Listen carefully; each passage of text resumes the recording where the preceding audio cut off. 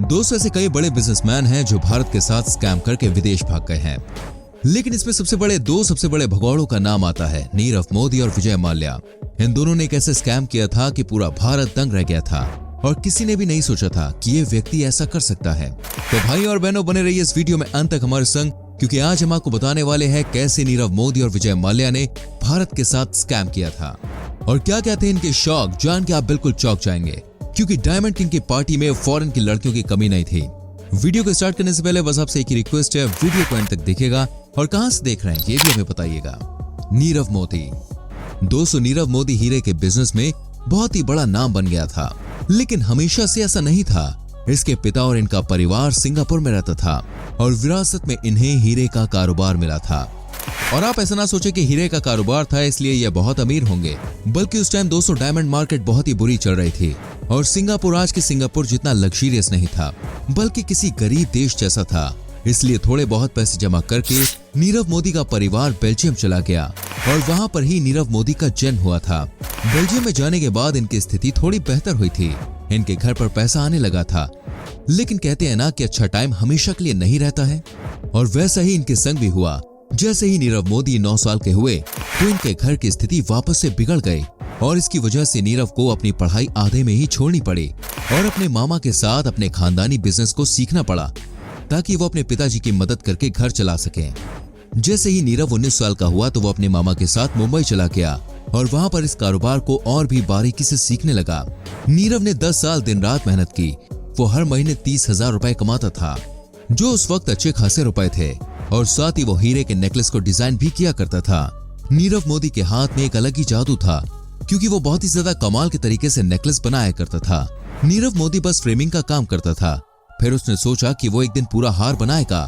उसने अपनी स्किल को और भी ज्यादा इम्प्रूव किया और बहुत मेहनत करके अपना पहला हार बनाया। वो हार बहुत ही कमाल का था और ये नीरव मोदी का पहला हार ही 16 करोड़ रुपए में बिका।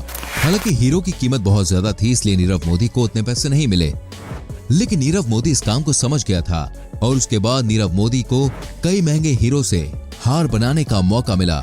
लेकिन इसके भी नीरव मोदी को ज्यादा पैसे नहीं मिले और इसलिए उसने अपना अलग से बिजनेस खोलने का सोचा। धीरे धीरे ये हीरे के बिजनेस में अपना पांव जमा रहा था।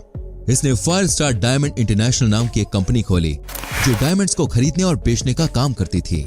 नीरव मोदी ने 10 साल इसमें बहुत मेहनत की और जितने भी हार ये ब्रांड बेचती थी वो सारे के सारे नीरव मोदी ही डिजाइन किया करता था।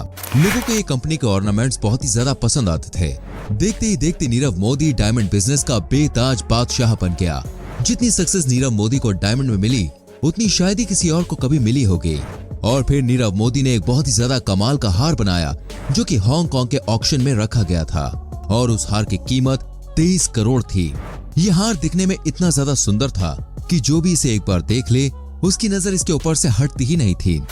और उसके बाद नीरव मोदी की कंपनी को जो नाम मिला वो किसी भी डायमंड कंपनी को नहीं मिला था।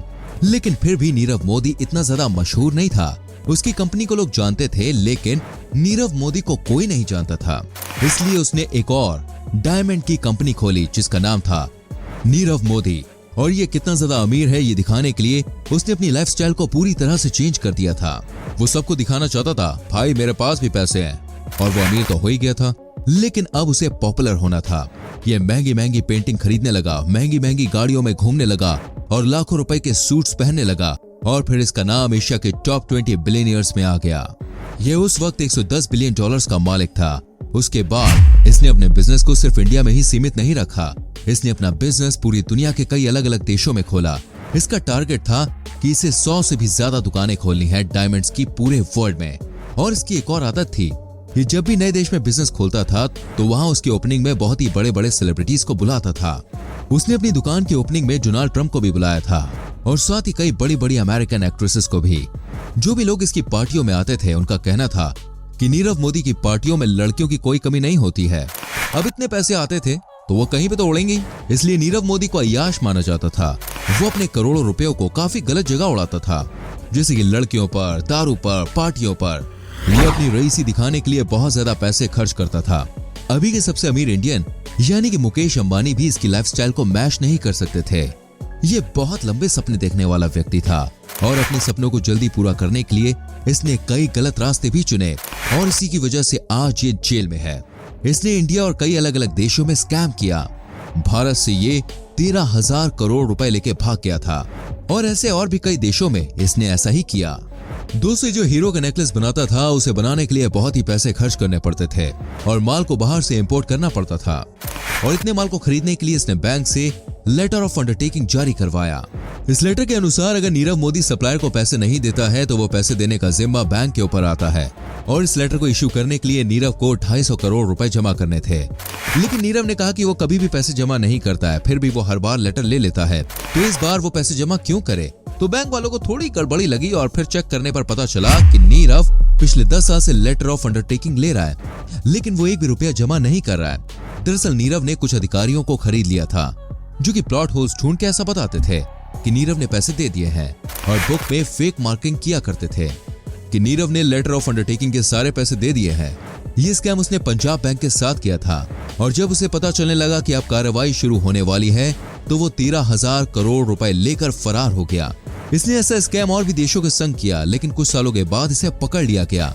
ये अभी जेल में है, लेकिन ये भारत की जेल में नहीं है। ऐसे कहा जा रहा है कि ये बाहर के देश की जेल में है और पैसा देकर मस्त आराम की जिंदगी जी रहा है। ये बात दोस्तों गलत लगने के बावजूद भी सच है। विजय माल्या। दोस्तों, नीरव मोदी से बिल्कुल ही अलग विजय माल्या एक बहुत ही ज्यादा अमीर घर में पैदा हुआ था। बचपन से ही आप कह सकते हैं कि वो अमीर था क्योंकि उसके पापा एक बहुत ही बड़े बिजनेसमैन और इन्वेस्टर थे। आप कह सकते हैं कि विजय माल्या के पिता को रिस्क लेने का शौक था और इसी रिस्क की वजह से वो इतने अमीर बने थे। उन्होंने कई बड़ी बड़ी कंपनीज में इन्वेस्ट किया हुआ था, लेकिन बचपन से ही विजय माल्या को पैसे में ज्यादा रुचि नहीं थी। उसके पिता उसे इतने पैसे दे देते थे कि वो आराम से अपने खर्चे निकाल सके, इसलिए वो एकदम मजे की जिंदगी जीता था और यहाँ तक कि अपने कॉलेज भी साइकिल से जाया करता था।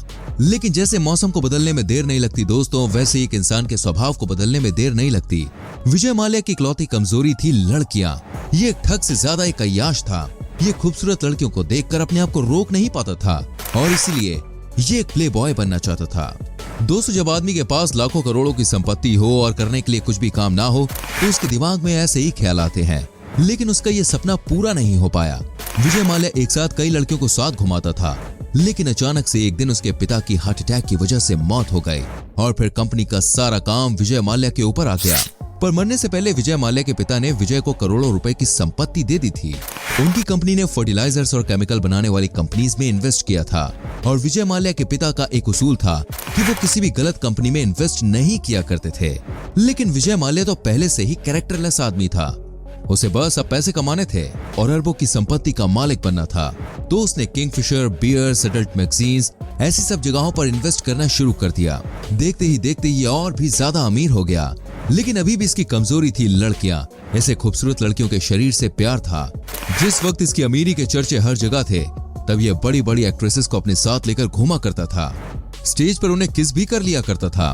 विजय माल्या ने कई एक्ट्रेसेस को किस किया है और कईयों के संग रातें भी गुजारी हैं। इसी से आप अंदाजा लगा सकते हैं कि ये कितना ज्यादा अय्याश था। इसने फिर भारत के इतिहास से जुड़ी कई महंगी चीजों पर बोली लगाई और उन्हें खरीद लिया। साथ ही ये तीर्थ यात्रा भी किया करता था बिना चप्पलों के, ताकि सोशल मीडिया पर इसकी एक अच्छी इमेज बनी रहे। और ऐसा ही हुआ, लोग इसे किंग ऑफ गुड टाइम कहने लगे। लेकिन इसके बाद इसकी फॉरेन की लड़कियों के संग कुछ हरकतें करती हुई वीडियो वायरल हो गई, जिसने बाकियों को सोचने पर मजबूर कर दिया कि जैसा दिखता है वैसा है नहीं। और फिर इसने अपनी प्ले बॉय वाली इमेज छुपाने के लिए एक बहुत ही ज्यादा महंगा यॉट खरीदा। ये उसी यॉट पर कई अमेरिकी मॉडल्स के संग हफ्तों बिताता था। विजय माल्या उन लड़कियों पर बहुत ज्यादा पैसे लुटाया करता था जिन्होंने इसे यॉट पर खुश किया हो, और धीरे धीरे करके खूबसूरत फॉरेन लड़कियों के संग घूमना इसका शौक बन चुका था। फिर इसने पार्लियामेंट को भी ज्वाइन कर लिया। फिर इसने बैंक से 9,000 करोड़ का लोन लिया। बैंक ने इसे एक ट्रस्टवर्दी इंसान समझकर दे भी दिया क्योंकि इसने पार्लियामेंट ज्वाइन किया हुआ था। लेकिन ये शख्स एक दिन सारे रुपए लेकर भाग गया और बाहर के देशों में लड़कियों के संग अय्याशी करने लगा।